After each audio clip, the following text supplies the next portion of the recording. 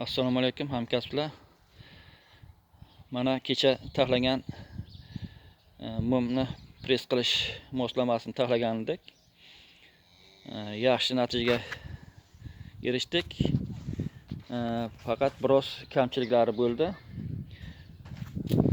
Mana egilgan holatini ko'rib turibsiz mana bu yerda. Egilgan holati. Bosganda mana shu yer bardosh ko'ra olmadi. Shuning uchun ikki tomondan planka beriladi. Bu yoq o'ng va chap tomondan planka beriladi. Bundan tashqari mana bu mum ustiga chiqib ketdi. Shuning uchun mana bu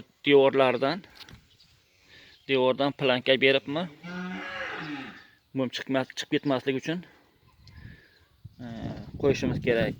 Bundan tashqari mana dastagimiz tegib qoldi. Mana bu yer qayilgan hisobigami. Endi mana bu yerdan sal sindirib arasini ochib sal ko'taramiz tumshug'ini. Bo'ladi. Lekin yaxshi natija berdi.